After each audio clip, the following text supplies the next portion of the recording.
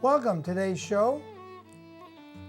I'm William Wagner, your host, and sitting on my left is Angel. What's your whole name, Angel? Angelia Bortz, Portland, Oregon.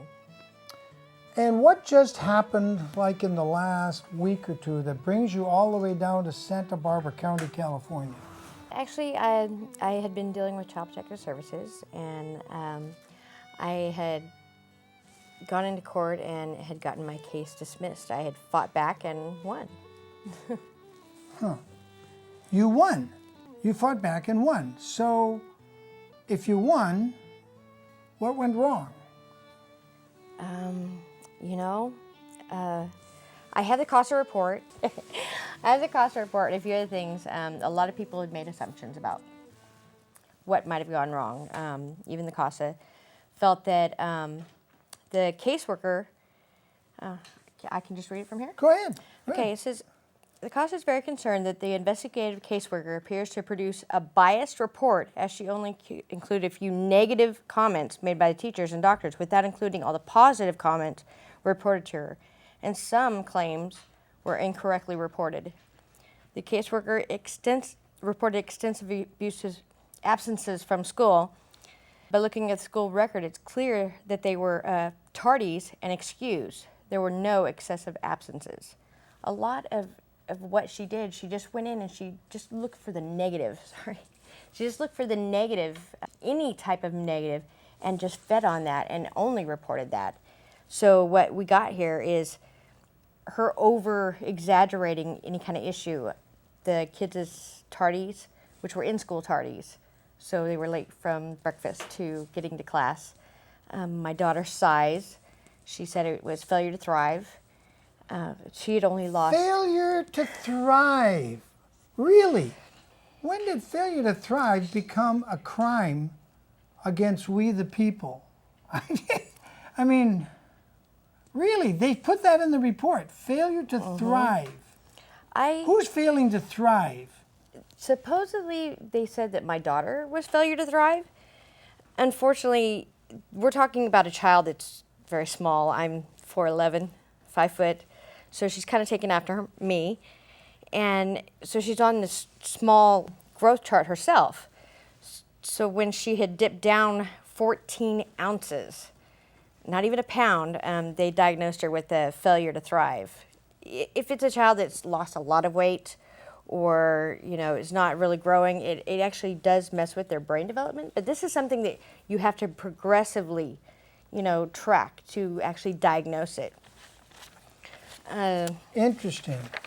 So because your daughter's petite, that's the reason for C.P.S. to get their nose in your business again. Yeah. My daughter being petite, a lapse of health insurance, meaning that the health insurance had ended and I was supposed to renew it, and instead of just being able to run down to the local office to be able to do it, they had switched it all the way out to Salem, hours away from our home, so it wasn't that easy. Wait a minute, who switched it? When you say they, who's they? This is the state health insurance. The state health insurance people. So you're under a government health insurance program, Yeah. and they switch the place you have to go to many hours away from where you live. Yeah. Do I understand that correct? Yep. Okay, now I got to take my hat off you people. I hope you're paying attention, people, because this could happen to you.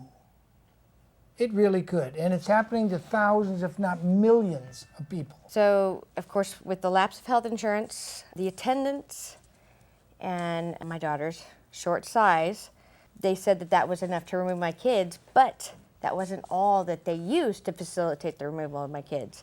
I'd had another case a few years back. The allegations that were from there, they had removed off of that petition and pasted it onto the new one. And that's even in the caseworker's notes. The allegations from before that I had fought and won in appeals were now on the new petition. They just copied and pasted. Yes, sir, they did. From a document that you had prevailed on. Yep. And now made allegations a second time. Yeah. And what was the date of this? The original allegations from before was in 2013.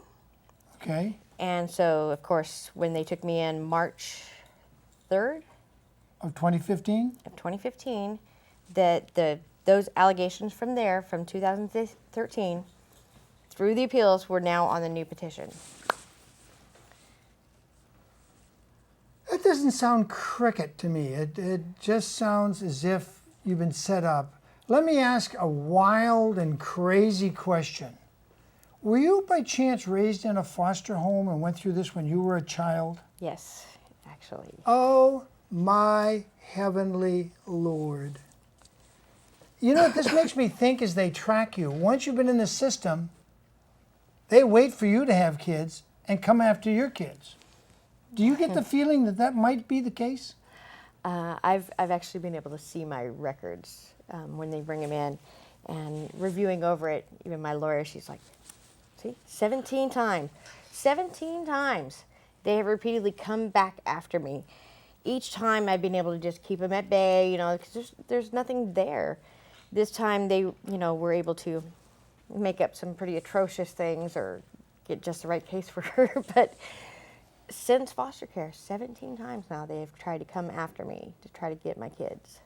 And now, I mean, I'm very concerned because now my children's name is on that record. I don't blame you for being concerned. But you were raised through this system, and was it pleasant for you as a child? No, it was very traumatizing. A lot of situations that happen in there, you have no one you can turn to. You don't know who you can trust. You're secluded away from everybody that you know. So, you know, writing letters to grandma or, you know, your cousins or calling somebody that you know for help is just, it's not there. So did you have a grandmother when you were in the system? But not one that I was allowed to contact. You weren't allowed to contact her. At what age you were not allowed to contact your own biological grandmother? Between 9 and 16. Between 9 and 16, they would not let you talk to your own. Was she, you know, Machine Gun Bessie or something? Or No, she was 700 Club Grandma. 700 Club Grandma. And they wouldn't let you, Angel, contact your 700 Club type grandmother from age 9 to 16. What happened at 16? They kick you out of the system, or you ran away, or what? No, I had witnessed too much traumatic stuff. Still have some physical scars from foster care, and I couldn't take it anymore, so I ran away. You ran away. I ran away, and I was homeless on the street from 16 to 18. And they couldn't find you. No, I didn't want to be found. I did not want to be forced back into that. She didn't go to Grandma's house? She didn't go back to Mom and Dad? I called my mom sometimes, but I was afraid that they would, you know, put me back in there. I'd watched them medicate one girl, lock another girl away. You know, one of them just kind of disappeared. We didn't know what happened to her. Another girl got pregnant. I was afraid. What was the girl's name that disappeared? Do you remember? No, I don't remember. It was so long ago. Did you ever come across a Melissa Gaston in the system? I don't think so. I mean, I know there's thousands in the system, but... Yeah. So, were you ever molested while you were a foster child? I witnessed one of the girls being molested. You witnessed one by who? By a foster dad, a foster mom, or one of the lawyers that came to visit? Actually, it was the foster dad's brother. The foster dad's brother molested one of the other girls. She reported it. They called her a liar. They told us all in there that to not pay any attention to her. They gave her more medication, more therapy. So she's made to feel helpless. Yeah, and... So foster care is a way to make your child feel like you're just, you have there's no no voice. hope. You have no voice. You have no voice. You're There's in no prison. help. You're in a prison. You can't see your mom and dad. What did you do, or what did your mom and dad do to have you taken away? For me, it was something that my stepdad had done. Oh, a stepdad. He had molested me, and I stood up to him. I said, you know, this isn't okay. And I had run away from that situation, and I had asked Child Protective Services for help. I said, you know, I want to find something healthier for myself. And instead, you know, what I ended up was with abuse, no contact to my family, not my brothers, you know, not my aunts, cousins, anybody. Were you and your brothers like kind of okay before you were taken friends. away? Best friends. Best friends, you and Yeah. your brother. Yeah. And then you were just suddenly nothing. It was suddenly nothing, and then, even when I did run away at 16 and I finally got to see my younger brother, who was, for me, I protected him, so he was like my baby to me. Mm-hmm. So when I finally got to see him, he was a stranger to me. Wow. A stranger. Your own younger brother becomes a stranger to you. How much younger was he? 2 years. 2 years. So you were how old when you went into the system? 9. 9, and he was 7. And you didn't see him again till he was 16 or so? I was 16, so he was 14. He was 14. What happened to the stepfather? He stayed married to your mom? He went to jail for what he'd done, got back out. Later on, mind you, he got out well before I got out of foster care, which really frustrated me. He Now went on to... say that again, because I think people need to hear this. You end up in foster care to get away from a molesting stepfather, which is why I always say to women, if you get divorced, don't get a boyfriend, don't get a stepdad for your kids. Don't think a stepdad is going to just come in and be the perfect dad. I'm not saying they don't happen, and there are some, but I think it's really highly risky because that's not his daughter. The feeling isn't quite the same, I think, as when it's his own daughter. But do moms listen to me? No, they don't listen to me. Anyway, get back to your story. Okay, well, what you wanted me to repeat was Yeah. he had gotten out of jail before I was released from. So you were in before I ran prison away. longer Yeah. in foster care and witnessing molestation, witnessing other young girls being denied any justice and made to feel helpless, and you yourself were being abused, physically abused, psychologically abused, or both? Physically, emotionally, mentally, all the above. It was neglect as well because, there was certain chores that needed to be done. There was the biological children that were there that you had to accommodate for. And if you didn't, do all that you were told to do, then you got, no food or, you had to go to bed early, secluded into your room for days at a time. So it was a whole bunch of things. The fact that I never went to the doctors or the dentist the whole time that I was there wasn't even a part of them just punishing me. They just didn't do their job as a parent. The foster parents didn't do their job in Portland. Yeah. This was how long ago? It was in Oregon City. Oregon City. This was how long ago? Oh, about 20... 20 years ago. Yeah. Larry Lawson, I think, was head of C.P.S. then in Portland. Did you ever hear that name, Larry Lawson? I'll never forget Larry Lawson because he's in Hazel Spee's letter where she writes to him, and I don't want to digress very long, but you can see this letter from Hazel Spees is reading her own letter at the trial where she's a witness against Wilbur Gaston. And what Hazel Spees did is take a video camera, videotape Wilbur's 7-year-old daughter that the kidnappers, the C.P.S. social worker / kidnappers, had grabbed his 7-year-old daughter, was doing fine with Wilbur for 18 months. She had stopped screaming once she was out of foster care and she was with her dad. He got her in school. She's going to kindergarten. She's going to, and they grab her, and Hazel Spees makes her strip naked, masturbate herself while she's being videotaped. And Hazel Spees is a first grade school teacher in Oregon 20 years ago. Well, 15, 18 years ago. Now she's retired and she got a pension. Why didn't Hazel Spees go to prison? So at that time, Hazel Spees is reading this letter. She wrote a letter to Larry Lawson. And I have a copy of that letter. I have a copy of a lot of documents. And she's saying, well, dear Larry, I would like a letter excluding me from any harm or prosecution because it feels like I'm making kiddie porn. Duh! You take a 7-year-old girl, you put on some music, tell her to dance and masturbate, rub yourself where it feels good. That's kiddie porn. Yeah. Whether it's grandma doing it, a first grade school teacher. What kind of credentials do they need to be a school teacher? Apparently not very high moral standards. Anyway, they made her the first foster parent for Melissa Gaston. And she makes the kiddie porn. That's how little you can trust. And I've been up there, and you can see my interviews. this is about Angel's case, not about him. But I just bring it up because Larry Lawson was there supervising at the same time you were in the system. He didn't care about you. He didn't care about any of you. So there's Hazel reading the letter, and what she didn't understand is that Pamela Gaston, who was not the biological mother of Melissa, and Wilbur Gaston were using her letter against her. She thought she was justifying what she did. And it's on the court video. And guess who got the court video?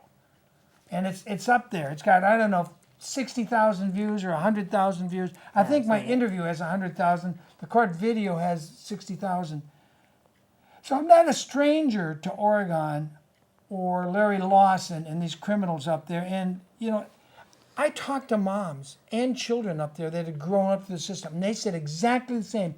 When you're in foster care, you have no voice. You can be raped at house B. You complain, they move you to house C. Or medicate you. And medicate you. And if you tell the other kids that you've been raped at the last place, they heavily medicate you. This one girl was literally drooling. Or they tell you Drooling. She'd been medicated so hard. what one of the girls in our group counseling was told was that her story was too disturbing for the other kids who hadn't really gone through that much or that kind of abuse. So she was requested not to talk about it. It was the same thing I was told.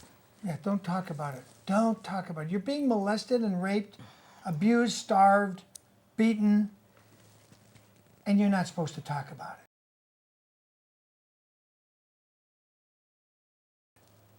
That's what your children face if they're taking into foster care. Maybe 1 in 10 gets lucky and gets into a really good Christian home where they're the only foster child and they get taken really well care of. And most of them that take in foster kids, they're there for the what? Money. The money. Oh, yeah. They didn't take her to the dentist. Nope. They didn't take her to get a teeth checkup even. No doctors, no dentists. No doctors, no dentists. Just give me the money. We'll feed her mush until she's out of the system. And one of the most troubling things to me when I was in Salem, I think it was Salem, is seeing all these kids at 18 hanging around the downtown courthouse and buildings because they didn't know where to go. Yeah. Once you're out of the Had anywhere system, to go. foster parent didn't get paid anymore. You're out, kid. Last day. Here's your garbage bag with your stuff. Is that how it kind of goes? If you're lucky. If you're lucky. Sometimes it's, we purchase this stuff, and, you know, it stays here with us. So you sometimes have absolutely nothing. The only thing that I have from foster care is a single picture of me. That was the only thing I left foster care with. Wow.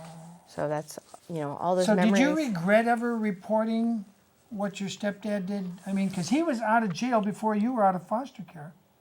Did you ever sit and think, oh, I should have just let him molest me and I should have just kept my mouth shut and not said anything? Or... You know, the worst thing, the hardest part was, when he was doing what he did, he said, if you tell anybody, you'll lose your whole family. And he was right. Thanks to the system and the way they run, he was right. And what's worse is he got out to repeat it again to someone else. He repeated it after he got out of prison? After he got out, he abused another girl, and he's back in prison again, and he will get out in 2022. So he didn't learn even from the first jaunt in prison. And they didn't rescue anybody. And they didn't rescue you. They didn't rescue anybody.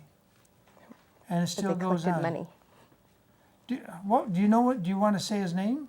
Oh yeah, Danny Paul Winden. Oh God. Danny Paul Winden. Yep. Danny Paul I've Winden. posted his picture. I am so concerned that he will get out and repeat it again. He's been abusive while in prison to other people. So Is his mugshot available from the jail up there in? Yeah, I posted it before on my Facebook page. You did. Oh God, yeah. What's your Facebook page? Mad Angel or Angela Aborts. Mad Angel. So if they put in Mad Angel, Yep, I will pop it. it'll come up. Well, we're here with Angel Bortz. it's exactly 8 years since I was on the East Coast interviewing moms and dads. And I heard the same story in Virginia, West Virginia, Maryland, Washington, D.C., up and down the coast. I was traveling, interviewing people, and we have some of them. But I want to get back to your story because I think it's going to take more time. So Danny, Danny, yeah. boy, is back in prison till 2022 for molesting another girl who was how old, 14 or 15? She was around 13 or 12, something like that, when he first moved in. But it was not with your mother. No. It was some other family again. Was he a C.P.S. social worker doing his regular work? No. Well, I got to ask because we have over 100 of them that have gone to prison. Oh, yeah, that I we believe know it. of. I believe it. I mean, that we actually know and can document. Over 100 social workers have gone to prison that I know of in 40-some different states. There could be 1,000 of them going to prison.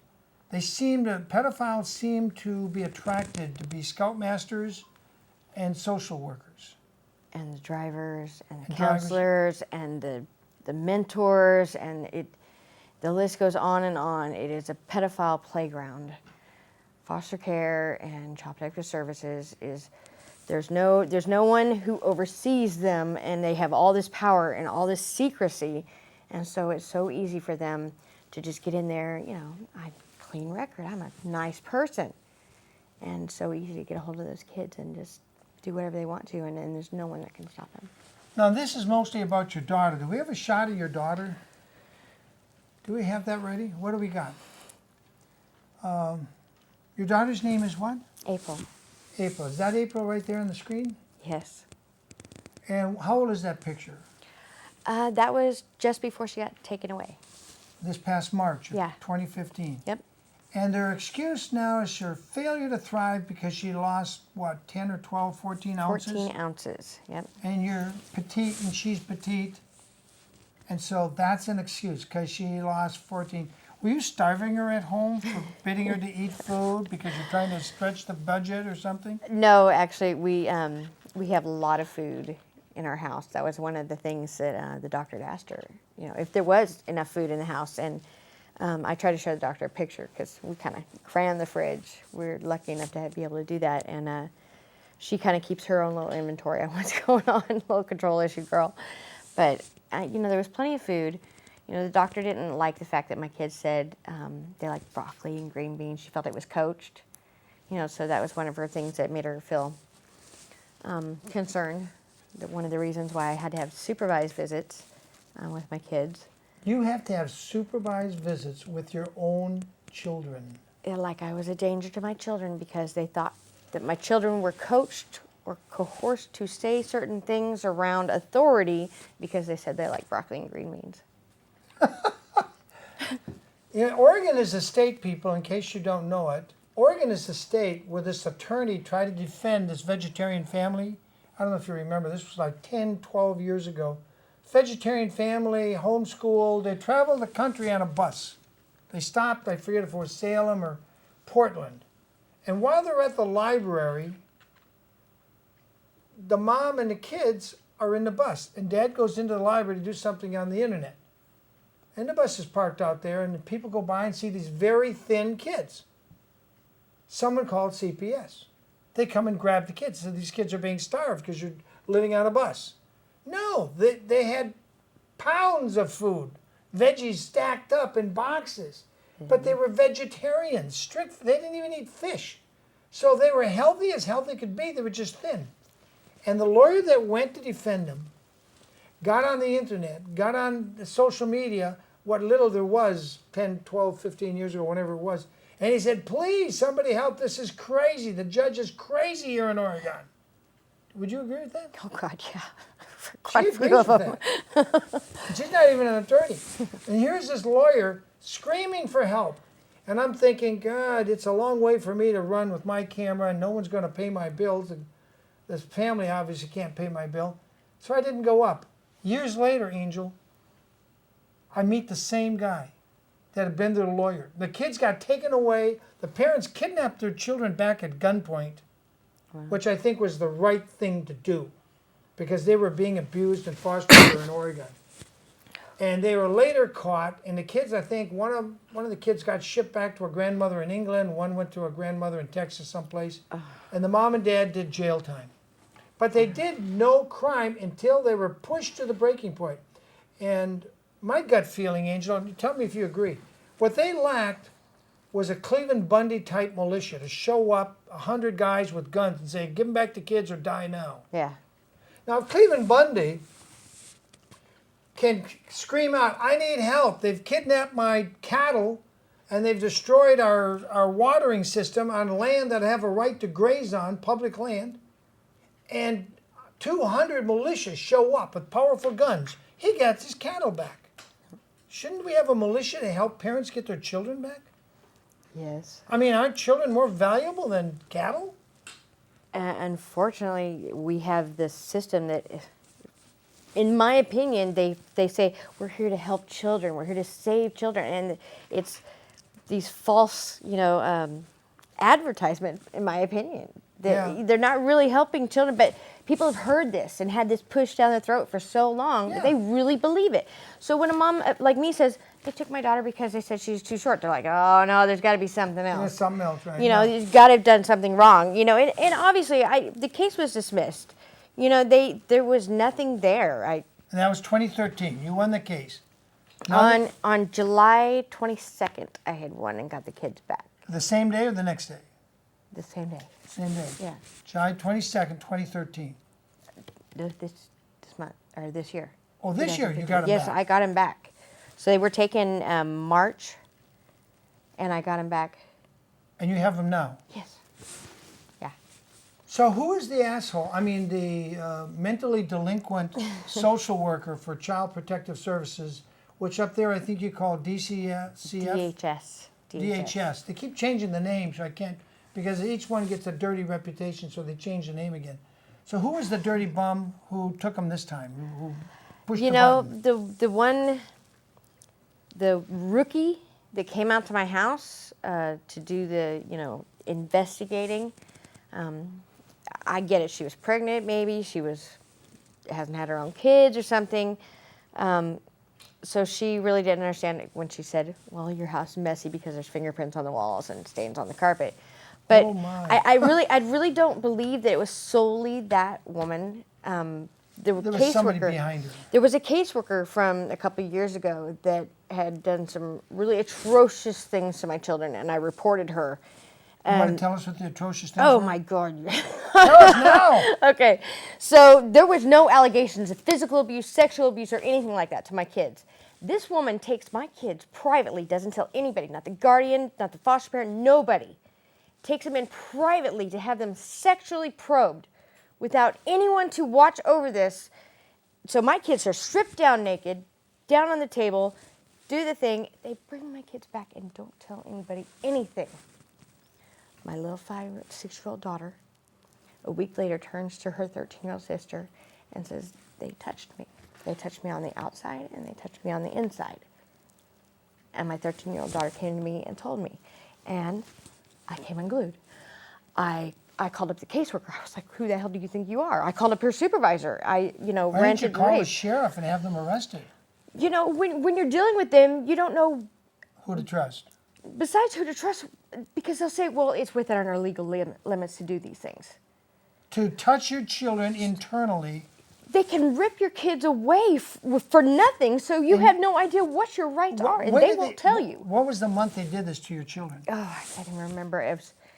This was like 2 years ago. 2 years ago. Mm-hmm. And how long after they did it to your children did you find out that they did it? A week later. A week later. Don't they have a duty to tell you they did something to your children? As the supervisor said, that's not normally how parents find out what happened, and we apologize. We apologize. That was all I got. Really? What was that asshole? I mean, what was that supervisor's name? I have it written down, but I didn't bring it with me. It's together on this image that I posted. She works where? At what office? The Midtown branch, DHS office, Portland, Oregon. Which is on what street? I don't remember exactly which street, but it's the Midtown branch. So Isn't it's it the on only front one. of here, on your paperwork? It might be. No, it just. They try to keep all So that she out here. apologized. Did you ask her to apologize with like $100,000 in cash to me to apologize for I what you wanted did? the caseworker gone. I wanted her removed. Well, I wrote a did you complaint. sue? I had no one out here, and I didn't know Do you how want to to do know it. how to sue? I'm learning how to do it now, but back then I didn't know. There's a book coming out really soon. Dennis Schoenke's got a book out, but I think there's a book coming out from a Christian printing place in Florida called crownoakpress.com. And he's going to lay out a formula. This is how you sue. This is how you collect it. Forget all the details of the issue. There's just one big issue you catch them on, and then they can't admit what they've done, and then you go for damages and they pay you money. It's coming out soon, I think in 2 weeks. I wish it was out, but I'm going to see that you get some help. I'm going to try and see that you get some help. You need to collect for each child at least $100,000 for that child's being molested by, what do you call them, DHS. DHS of Oregon. I mean, this is the same place where they did, Melissa Gaston in, where they murdered another 15-year-old. I've got about 10 or 12 cases I have never published, but their mothers gave me the story when I was up in Oregon. So you didn't find out for a week after the government authorities had molested your children, trying to determine if they had been molested. Does that sound crazy? Am I the only one that thinks that's crazy? And they do that here. They do that here. In fact, in Santa Barbara, I can't mention the names because it's privacy, but 2 children in Child Protective Services in this county died in their care, and the parents have not been notified. The biological parents still don't know. Their children are not living happily somewhere in some foster home. They're dead. And it makes me angry. And up in Oregon, when I was up there in 2008, there was this little black boy who just had nobody to speak for him. And they kept drugging him down till he was just drooling. And nobody tested how much drugs he was retaining. And he OD'd. And they said, we don't know why he died. He just saw the doctor and just got some more medicine last week. He died. Then they shredded. And I've got it on tape. One of the social workers was so upset. She came to me and said, I'll probably get fired. Don't publish this right away. But they shredded little so-and-so's records. So now the kid doesn't exist. He's not even in the system. They do that a lot, actually. I've seen a lot of cases where kids have been overdosed or killed, and it's kept private from major media. Well. So it's easier for them to just close up the records, seal it up. They say that a certain amount of time they're able to just shred up the documents. And Yeah, don't have after to. a while, nothing comes up. We shred the documents. Never happened. Yep. Don't know that kid. And then that social worker retires, gets promoted, moves on. Kid's dead. Parents think their kid's living happily somewhere in a foster home, or they're hoping and praying. No, the kid's dead. And we can't talk about it. This is why, I went up to Sacramento 2 years ago. A guy named Tim Donnelly was running for governor. Remember him? Yes.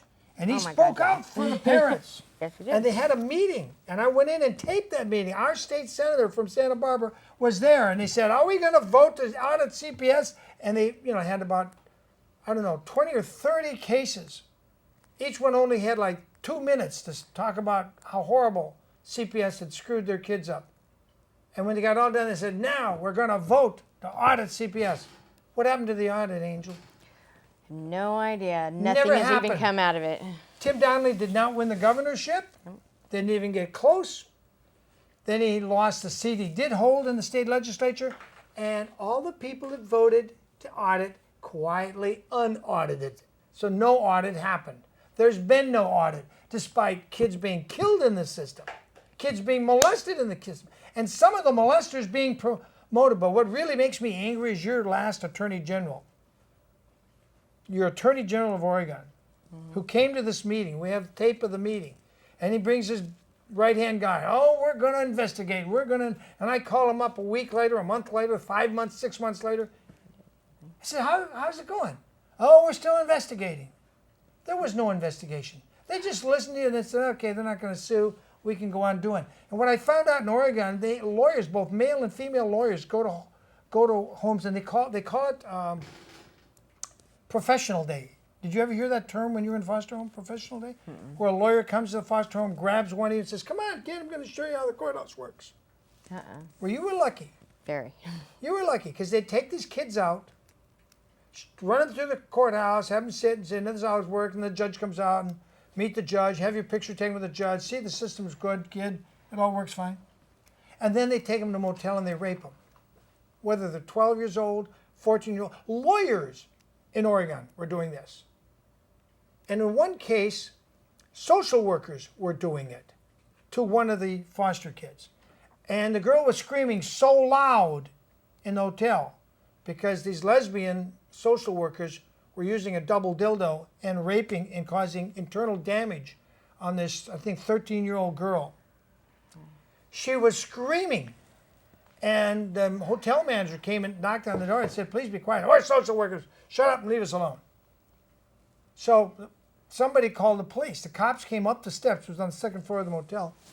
And they told the cops, if you don't get out of here, we're going to visit your home and we're going to take your kids. That's what they told the cop. And I talked to that cop.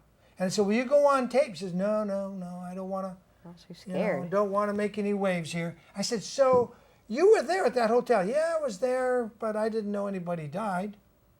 I said, how would you know? You didn't go in and see what they were doing. I said, well, there was two of us, and my buddy had rank on me, and he said, we better just leave him alone.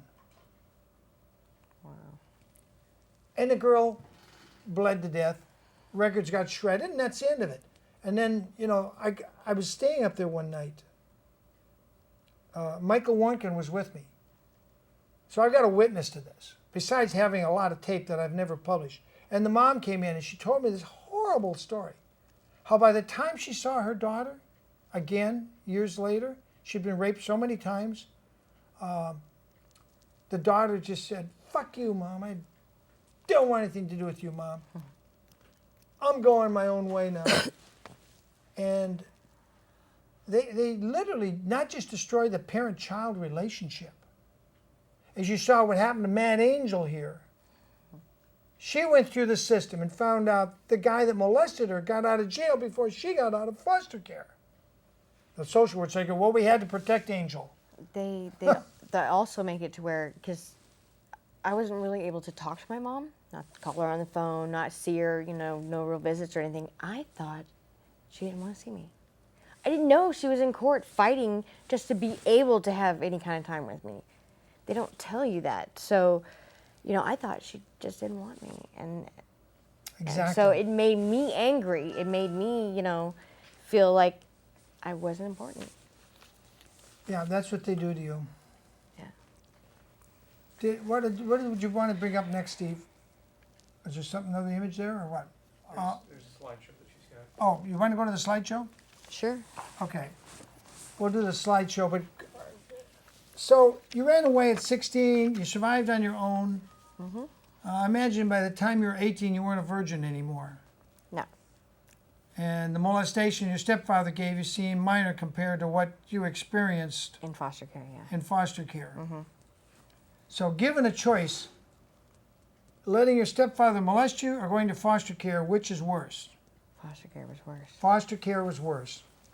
Sad, but true. Foster care is worse than being molested by your own stepfather.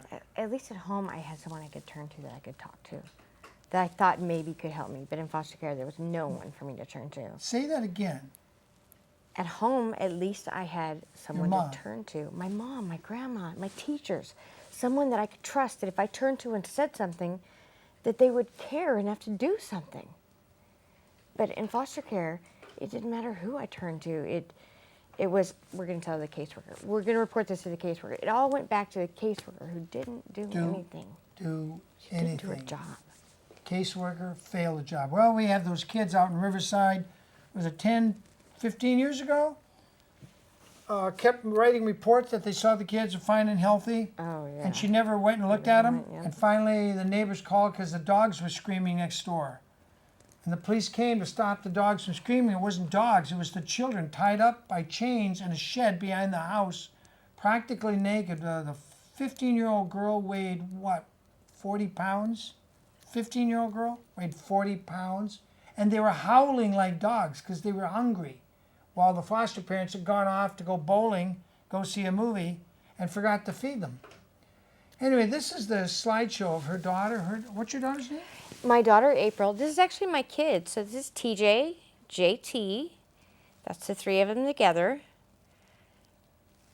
JT with me. It was just kind of a quick little slideshow that was put together in And that's on dedication. Mad Angel? Mad Angel's journey to bring my kids home. It was a page dedicated to my family and my kids.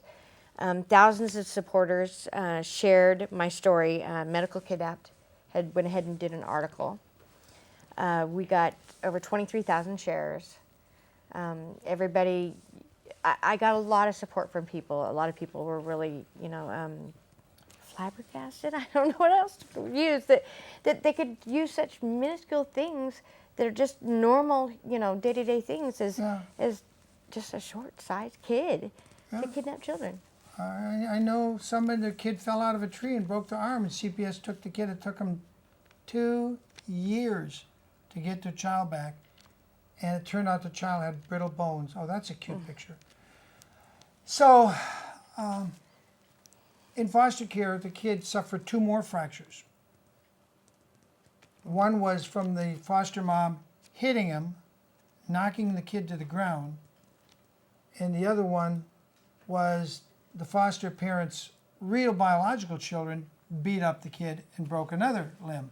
So, foster care really isn't a solution, It really isn't. Orphanages, I think, sometimes, and we talk about how terrible orphanages were, foster care is just money-making deal for the foster parents. They can't function to work a real job. Go ahead. I actually document a lot of it. Okay, go I ahead. have on Facebook and Pinterest, because I can keep it in better little categories. Right. I have one category for foster care abuse. So if it's a child that's been abused and it's made it to, the major media, whether or not it's a lawsuit by a foster child, whether it's a foster parent that's been arrested. So each category, and there's like hundreds and hundreds of articles in each one of these, caseworkers being arrested. And I just started categorizing it, and I put them, up on Facebook, Good. just to make sure, just to show people that it's not just, it's just happening once here, it's just happening once there. It is happening a lot. And foster care is just this ugly prison for kids just to be abused.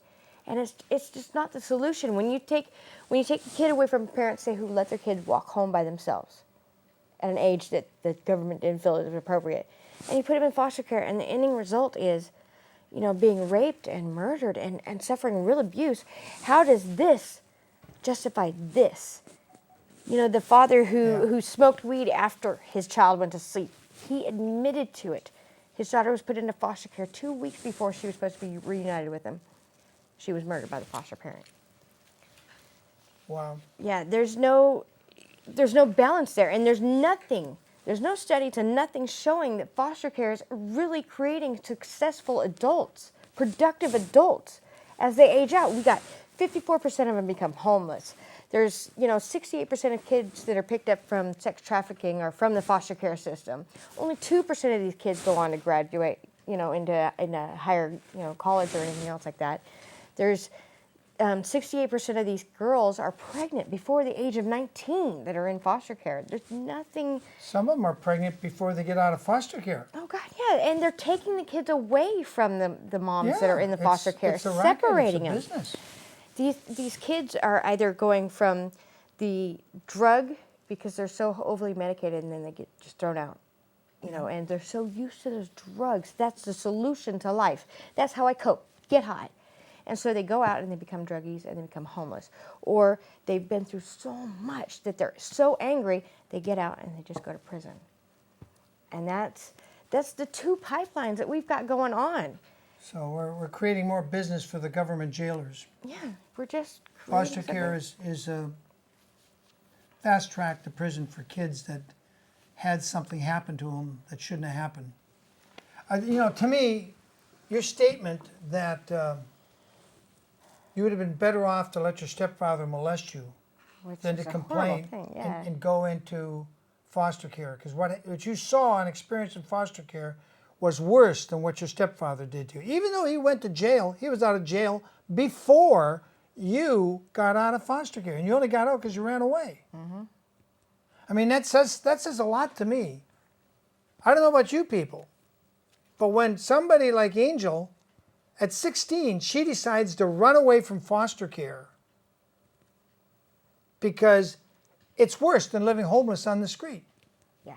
And, you know, it remind me of this young man. I was down in Hollywood refueling to come back to Santa Maria. And this young man comes in and asks for money. I says, well, don't you have a home? He says, yeah, I ran out of foster home and I'm not going back. And I said, well, won't they have food for there? No, I ain't going back. And this kid was was a young man, about 15. And I didn't know what to tell him. I really didn't. I gave him $1 and said, here, get yourself a burger. You could get a burger for $1 then. And that was the first time I realized how bad foster care is. And he's a 15-year-old boy in one of the nastiest parts of LA, Hollywood. And he was panhandling to get something to eat because he would not go back to foster care. And I came home and I just hugged all my children. I was just so glad, you know, I had all my children and they were in a home and I knew where they were and I knew they were safe. Even if foster care is not abusive, though, they're not allowed to be children in foster care. What you get is they're so busy trying to keep these kids hidden, out of everybody's sight, you know, so the parents can't find them, so people can't see what's going on. They're not allowed to go and, you know, go out on weekend trips. They're not allowed to have slumber parties. They can't go hang out at the mall, you know. So their entire life, their entire childhood is being robbed away from them for their own salvation. Terrible. Terrible. And you pay for it. You may not think you pay for it, but how it works is they have matching federal funding. There's Title IV-D money, and there's all kinds of federal matching money. And you think, well, it's not my money, it's matching money. But what happens is they just print the presses, and that devalues your savings. It devalues the value of your income. So your money buys less and less and less. So it does affect you. Even if in your household everything's perfect and everything's going just fine. But what happened to the dad? We haven't even mentioned the father of your two kids. When did he drop out of the picture? The 3 kids. I'm sorry, you have 3. We have 3 together. He and I had separated 2 years ago. a couple of years ago. There's a bit of a catch to this. See, we had been together, and I couldn't really live with him anymore, and so I had asked him to leave. Well, then DHS got involved, and they said, well, no, you can't do that. You have to let him back in your home. So I didn't understand, you know, the laws or anything. It was court ordered, so I let him move back in. Well, then he tested positive for drugs, so they told me I had to kick him out. So I kicked him out. Then they tell me that they were concerned about the home environment. So they took the kids from me and gave them to Dad. So this really, the whole thing caused a bigger rift between us than was really necessary. And even with this case, where they yanked the kids away from me, and we were both terrified of them just ending up in foster care. That is the worst thing. Okay. You know, for me, I was... So where's your dad now? My dad? Or the Not kids'? your dad. The kids' dad. So the kids' dad actually lives nearby. We have shared parenting. And you didn't have to go through court to get that, or did you? Because of Child Protective Services. Kept sticking their nose in Sticking it. their nose in. It was, we ripped the kids away from her, we gave them to you. If you want to keep them, then you have to file for full custody. You know, and Trying to get you two to fight. yeah, it creates more and more animosity, and it, you know, if I didn't talk to him and communicate with him, I would assume that that was something he instigated. Okay, so when you had the kids, you didn't stop him from coming to see the kids as long as he was sober and not high on something. Mm-hmm. And things were pretty well working out. Yeah, we had it. Then C.P.S. got involved, and things didn't work out. And then they forced you back into the court system to get a court order of some kind. But right now, you got all three of your kids, and he's not in jail, and he can come see the kids when he needs to. We actually are still doing shared parenting, so Good. because he works during the day, so I get him during the day, and then he gets them at night, and then we alternate weekends just for the summertime until they go back to school. But it gives the kids a chance to really get to spend the adequate amount of time with each one of us. So what do you think will happen in 10 years if we don't disable this system? If we don't cut the guts out of it so it can stop harming children, what do you think is going to happen? We won't have any more family roots. No one will have any. Do you even know No. who your biological father is? I know who my biological father is, yeah. Did you but ever meet him? No. I mean, not in a good way. He was not so great a guy, but So your mom didn't pick good the first time out of the can. no. Then the second time she picked a stepfather that molested you. Not so good. And I imagine she divorced him when he went to prison. They were never married. Oh, they luckily. were never So, married. Yeah, luckily my stepdad. So, Oh, and then so- now she's been with this last guy for 25 years. So he's not You know- so bad. When I think about your case, you were a foster child. You were in the system. I think they were tracking you. Because you ran away at 16, they're pissed. They weren't able to collect money from you. Or maybe they did, and they didn't report that you had ran away. I don't know. I actually am quite curious, and I would love to be able to find out this. A lot of these children are missing, and you got to understand, there's no missing report. Yeah, So that's, they don't file report it at missing all. reports if they so disappear. no one knows. Yeah, no one knows. And so obviously they still have the opportunity, the foster parents and Child Protective Services, to collect that money. There have been foster parents that have gone to jail for that fraud because the child had been dead for years. And they kept And taking the yeah. money and never reported it. Yep. And I think that's what happened with these. They were holding the kids like dogs in a shed out in Riverside, and literally treating them like dogs, feeding them, throwing the food in the shed. You know, here's a bun, eat this bread. You know, just throwing it at them, and they lived like kings and queens in the house, but the kids were out in a shed. Yeah. And if they had not been gone so long that day, and the kids just howled for pain of hunger, and the neighbors called because they thought it was dogs howling. Dogs were being tortured. And it wasn't dogs, it was foster children. And sure, the couple went to jail, but can you undo the damage that was done to those kids? I mean, think of a foster child chained with a chain in a shed. Both little girls and little boys in a shed. And it gets pretty hot out in Riverside in the summer. Yeah. It gets pretty hot. So, do you think you're going to have any more bouts with C.P.S.? They're going to leave you alone now, or? I think I'm going to try to find a way to either help them understand that what they're doing is not okay, I think you need to sue the caseworker. Yeah. Both the original one. I think that's the bigger step that I'm going I to think do you, because you I must need sue the SOB. because I can't get them to understand that they're going too far. The trauma they cause my children just over the short side, I mean, is so detrimental to them.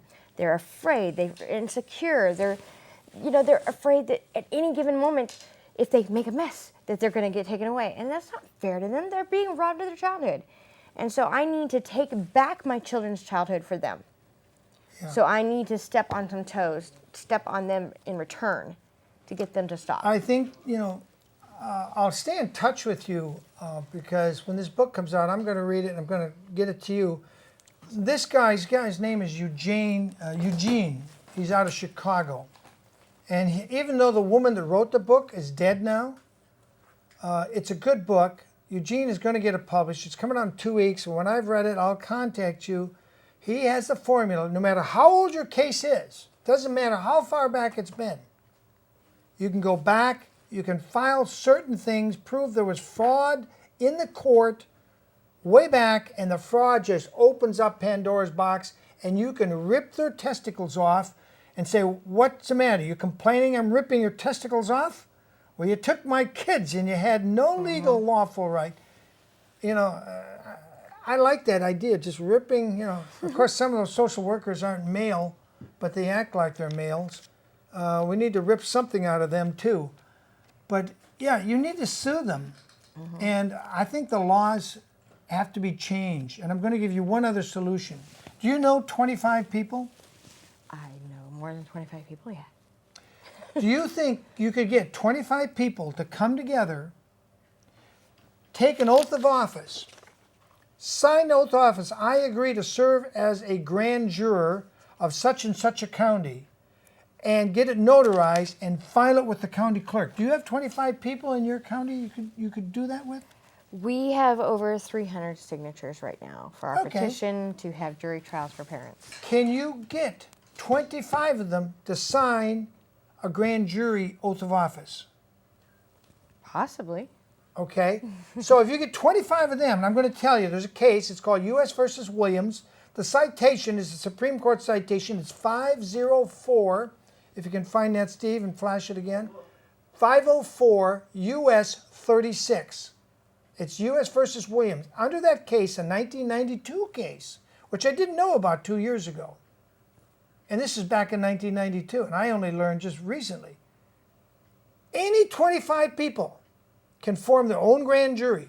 You do not have to be appointed by a judge, a county leader, a president, anybody in government. It's completely outside of government. That's the idea of the grand jury. There it is, 50 right there. 504 U.S. 36. Look it up, people. Read it. It's by Justice Scalia in a 6-3 decision. They say, we the people. See these guys up here above me? We the people. That's Angela. That's her 300 friends. They can form their own grand jury. Take evidence, record the evidence on an electronic device, vote on it, and you can indict the caseworker. Criminally indict them for kidnapping, for fraud, for misprision of felony. There's a whole list of things you can go after them for. And it only takes 25 of you. Actually, you could do it with 23 and have 2 more just in case somebody drops out. But they look at the evidence. And they don't have to do this for 6 months like most grand juries. They could do it, say it's a special grand jury for Matt Angel. But only you can't be on it if you're going to testify. Yeah. If you're going to be a witness testifying, you can't be on the same grand jury. But then you take some of those other 300 people, ask them to go buy a gun. Learn how to use the gun. After the grand jury says, yep, we find that social worker Schmuck and Judge Super Schmuck did X, Y, and Z felonies, we hereby return a true bill of indictment, and that's how it's worded, a true bill of indictment against Schmuck, Supervisor Schmuck, Judge Super Schmuck, and whatever the names, you list them down, and you say, here, Sheriff, you got 24 hours to arrest these people and put them in jail. And if you don't, Sheriff, we're going to our militia. And that's why you need those other people that buy guns, and 100 of them say, we're going to arrest Judge Schmuck, Judge Super Schmuck, caseworker Schmuck. You know what Schmuck is, don't you? That's a nasty word. It's a Hebrew, Yiddish word. It's the part of the circumcision you throw away. Oh, okay, yeah. It's the worstless piece. That's the definition of it. Okay, well, I'd asked a Jew once. He kept calling this judge a schmuck, and I said, "Why? What's a schmuck?" He said, "Schmuck, schmuck." You don't know what. So I had him tell me what a schmuck was. I had to learn from a Jew because I didn't know it. It's actually a Yiddish term. So, Very pleasant. yeah, you indict the schmuck, schmuck A, schmuck B, schmuck C, and you go to the sheriff and you say, our jury that is duly authorized because we have notarized affidavits of our oath of office, we have convened, we have taken the evidence. Mad Angel was mistreated, and now it's time she gets justice for the forced molestation, which they call examination, of her children, which she didn't even have knowledge of. Did you ever sign a paper that said they could do that? No. Then they No. had no right to touch your children. And I encourage you people to do it. Form your own grand juries. And if some don't want to be in the grand jury, but they got a rifle and a gun, let them be on your county militia. And the militia can be just like Cleveland Bundy. He just got on a talk show and said, hey, they're stealing my cattle. The BLM is stealing my cattle at Bunkerville here. And everybody, I think, you've seen those videos, right? The Bunkerville under I-15, where they're literally pointing guns at the BLM with their SWAT team and the cowboys, and they're pointing the guns back at them. And when the militia outnumbered the 200 BLM, the BLM DD them out. I mean, they hauled ass. They just, we're gone, we're out of here. Here's your cattle back. Sorry, we're out of here. And you know what that federal judge's order was worth? Schmuck. They took a Las Vegas federal judge's order and they just said, rip, rip, rip, your order's nothing. The militia just canceled your order. The militia represents, I think I'm going to hear the music coming up again that we started with, and we're at the end of our show. Anything you wanted to say yet? Well, yeah, actually, when you were talking about me getting my justice, the whole reason that I fought so hard was because I'm out to get my children justice for what they've been through. So that's what, you know, for me to go after them or continue or anything else, it's not just for myself, it's for their sanity, for their justice. So for them, I can fight harder than I could for myself. Wow. Do it, Oh, yeah. Mad Angel. Stay mad and get even in a smart way. But do it right. Get your own grand jury, take some of those 300 people and say, if you seriously want to do something to change America for the better, to heal the deep wounds, I hope you do it. Okay, well, I'm William Wagner with Mad Angel, also known as Angelia Bortz. Angelia Bortz, putting on my white hat. Thank you for being with us for this episode of On Second Thought, just like it says right here, On Second Thought. And we thank everybody for watching. Thank you very much. See you next week.